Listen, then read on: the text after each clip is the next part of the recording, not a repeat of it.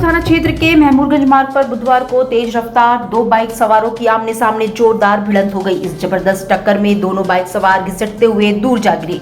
दुर्घटना देख आसपास के लोग पहुंचे और राहगीर रुक गए। दोनों बाइक सवार लहूलुहान होकर सड़क पर पड़े थे। आसपास के लोगों ने अपने अपने स्तर से दोनों की मदद करनी शुरू कर दी। कुछ ही देर में पुलिस पहुंची और नागरिकों की मदद से उन्हें ऑटो में अस्पताल भिजवाया। घायलों के पास मोबाइल फोन से उनके परिजनों को सूचना दी गई। कुछ देर के बाद परिजन अस्पताल पहुंचे। पेंसिल लगने की मशीन खरीदने और उससे अच्छी कमाई का झांसा देकर जालसाज 100 व्यक्तियों को लगभग 1.5 करोड़ रुपए का चूना लगाकर फरार हो गए।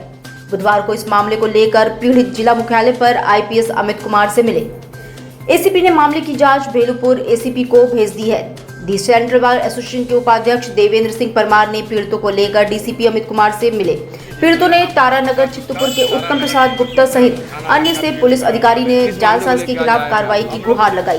बताया कि जालसाज ने तारानगर आसपास की कॉलोनियों चित्तपुर समेत आसपास के जिले के लोगों को चूना लगा दिया है। थाना पर सभी पीड़ित जितने पीड़ित हैं हम लोग एप्लीकेशन दिए और थाना इंस्पेक्टर साहब ने चौकी प्रभारी डाफी सिर को लिख दिए जांच करने के लिए। चौकी प्रभारी से हम लोग पूछे कि सर जांच करके कम से कम उनकी खाता को सीज किया जाए फिलहाल के लिए, लेकिन वो बोले कि हमारे अंडर में 200 केस है, हमको अभी समय नहीं है। तो सर हम पूछे उनसे कि सर कब तक जांच कर सकते हैं, तो बोले कि 8 दिन भी लग सकते हैं। कितने लोग इस पीड़ित कितने लोग हैं? इसमें पीड़ित कम से कम 100-150 लगभग हैं। कितने लोगों का कितना पैसा लिया गया है? हर मशीन से 62,000 रुपया पर मशीन के हिसाब से लिया है। कोई ने 10 लिया है, कोई ने 5 लिया है, कोई 2 लिया है। काशी हिंदू विश्वविद्यालय में फीस वृद्धि के खिलाफ आंदोलन के 28वें दिन अखिल भारतीय विद्यार्थी परिषद के छात्रों ने निर्णायक लड़ाई का ऐलान कर दिया है। बुधवार को परिसर में जुलूस निकाला और सिंह द्वार पर आकर गेट बंद कर दी, वहीं धरने पर बैठ गए। गेट बंद होने और धरने के कारण परिसर के लोगों का आवागमन करीब ठप हो गया। छात्र नेताओं का कहना है कि आंदोलन पर निर्णायक दौर में पहुंच चुका है। अब जब तक फीस वृद्धि वापस नहीं होती सिंह द्वार बंद रहेगा। इस दौरान छात्रों ने बीएचयू प्रशासन के किसी सक्षम अधिकारी से बात भी नहीं की। जैसा कि आप सभी को ज्ञात है कि अखिल भारतीय विद्यार्थी परिषद इस विश्वविद्यालय के अंदर हुए फी हाइक के संदर्भ में आज 24वें से 25वें दिन तक आंदोलन पर बैठा रहा, लेकिन ये गूंगा बहरा विश्वविद्यालय प्रशासन जिसे हमने जगाने का प्रयास कहीं भैंस के आगे बिन बजाकर किया तो कहीं शंखनाद करके किया, लेकिन इस गूंगे बहरे विश्वविद्यालय प्रशासन की कान पर जू नहीं रहेगा और मुंह में दही जमा रहा। और उसी जमे दही और उसी बेशर्मी का प्रतीक है कि आज विद्यार्थी परिषद का कार्यकर्ता सिंह द्वार पर आकर बैठ गया है और हम यहाँ भी अनिश्चितकालीन तक बैठे रहेंगे जब तक हमारी मांग पूरी नहीं हो जाती है। अभी निर्माणाधीन फुलवरिया 4 लेन की सड़क पर दरार पड़ने की घटना में सेतु निगम के अधिकारियों पर गाज गिरी थी। शासन व प्रशासन पुल और मार्ग निर्माण में गुणवत्ता के दावे कर रहा है। ऐसे में आदमपुर थाना अंतर्गत कोनिया विजयपुरा क्षेत्र में हाल ही में बने कोनिया घाट ओवरब्रिज पर गड्ढे दिखाई देने लगे हैं। इस पुल का निर्माण सेतु निगम ने किया है। कोनिया घाट पुल का निर्माण 26.21 करोड़ रुपए की लागत से बना था। इसका उद्घाटन भी भव्य रूप से हुआ और काशी के विकास का एक हिस्सा भी ये बनाया, लेकिन बुधवार की सुबह पुल पर गड्ढा दिखा तो लोगों में चर्चा होने लगी। वाराणसी आर्य महिला विद्यालय में जागरूकता अभियान वोटर को लेकर के एडीएम सिटी गुलाबचंद की ओर से अभियान चलाया गया तथा शपथ ग्रहण दिलाया गया। उन्होंने बताया कि कोई भी 18 साल की उम्र का व्यक्ति वोट दे सकता है। इसके लिए ऑनलाइन मोबाइल से अपना रजिस्ट्रेशन कराया जा सकता है। इस दौरान सैकड़ों की संख्या में आर्य महिला की छात्राओं ने शपथ वोट देने के लिए शपथ लिया। इस दौरान महिला एथलीट और वाराणसी में निर्वाचन की ब्रांड एम्बेसडर नीलू मिश्रा भी मौजूद रही।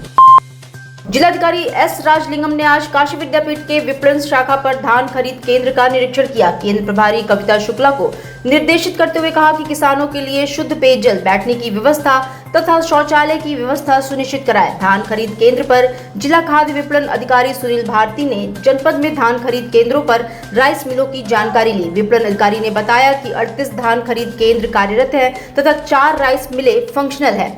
जिलाधिकारी ने पूछा कि किसानों का पैसा बकाया तो नहीं, तो उन्होंने कहा कि बकाया नहीं है।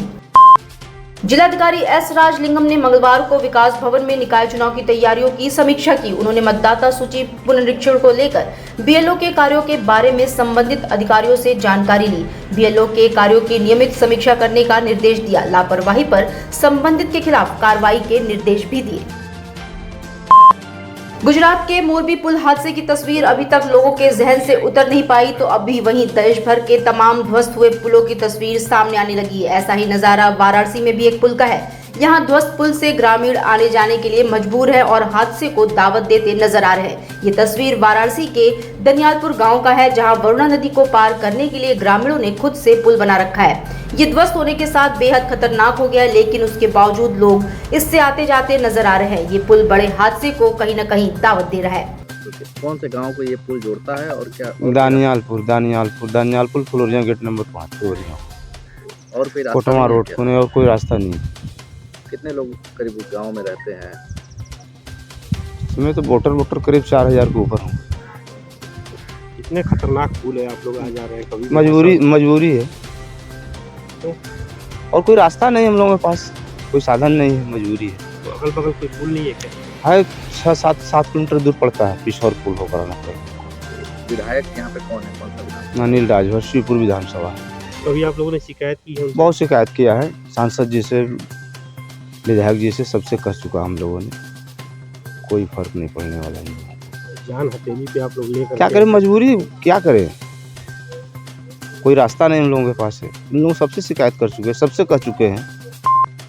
जगतपुर में मंगलवार की शाम दरोगा अजय यादव को गोली मारकर पिस्टल लूटने की वारदात के बाद पुलिस टीमें जगह जगह दबिश दे रही हैं। इस दौरान पुलिस कमिश्नर ए सतीश गणेश ने तेज तर्रार पुलिस कर्मियों की टीमों के साथ अपराधियों की छानबीन में जुटी है। बुधवार को पुलिस कमिश्नर ने सहयोगियों के साथ राजा तालाब और आसपास के क्षेत्रों के अलावा बुलेट शोरूम के आसपास छानबीन की। बताया जाता है कि इसी बुलेट शोरूम पर दरोगा अजय ने अपनी बाइक की मरम्मत कराई थी। इसके अलावा पुलिस टीमें राजा तालाब से लगायत मड़ुआडीह और आसपास के रास्तों पर लगे सीसीटीवी के फुटेज खंगाल रही है। इस बीच पुलिस कमिश्नर और अपर पुलिस कमिश्नर संतोष सिंह ने रोहनिया थाने पर पुलिस टीमों के साथ मीटिंग की और सभी टीमों को अलग अलग टास्क दिया। हालांकि पुलिस को अभी कितनी सफलता मिली है इसका खुलासा तो नहीं हो सका है, लेकिन सूत्र बताते हैं कि पुलिस ने अपराधियों की पहचान कर ली है, उनके बारे में भी कुछ पता चल चुका है। वाराणसी में प्रधानमंत्री नरेंद्र मोदी के जीवन पर आधारित पेंटिंग प्रदर्शनी का उद्घाटन शुक्रवार को मुख्यमंत्री योगी आदित्यनाथ करेंगे। भाजपा काशी क्षेत्र के अध्यक्ष महेश चंद्र श्रीवास्तव ने इस बात की जानकारी देते हुए बताया कि प्रदर्शनी का उद्घाटन समारोह में मुख्यमंत्री के साथ केंद्रीय आयुष मंत्री सर्बानंद सोनोवाल भी मौजूद रहेंगे। प्रदर्शनी का उद्घाटन शाम 5 बजे रुद्राक्ष कन्वेंशन सेंटर में किया जाएगा। ये पेंटिंग्स दुबई के कलाकार अकबर ने बनाई है, जिसमें नरेंद्र मोदी के एक मामूली चाय बेचने वाले से लेकर देश के प्रधानमंत्री पद के सफर पर विभिन्न चित्र बनाए गए हैं। पेंटिंग 11 से 17 नवंबर तक रुद्राक्ष कन्वेंशन सेंटर में आयोजित की जाएगी। का उद्घाटन 11 तारीख को 10:30 बजे प्रदेश के यशस्वी मुख्यमंत्री केंद्रीय आयुष मंत्री जी करेंगे। इस पेंटिंग में क्या खास है? ये पेंटिंग मैंने बताया कि इस पेंटिंग में मन की बात का चित्रण है, प्रधानमंत्री जी के जो जीवन यात्रा है उसका चित्रण है, साथ ही कुछ प्रधानमंत्री जी के साहसिक कारनामों के जो उन्होंने नीतिगत निर्णय लिए उन सब का भी चित्रण है। डिजिटल इंडिया का digital new platform live VNS पिछले 7 वर्षों से बनारस की सेवा में। पाइए बनारस के कोने कोने की खबर निष्पक्षता के साथ लाइव VNS से। बनारस की ताज़ा तरीन खबरों के लिए प्ले स्टोर से डाउनलोड कीजिए लाइव VNS ऐप या फॉलो कीजिए लाइव VNS को सोशल मीडिया पर।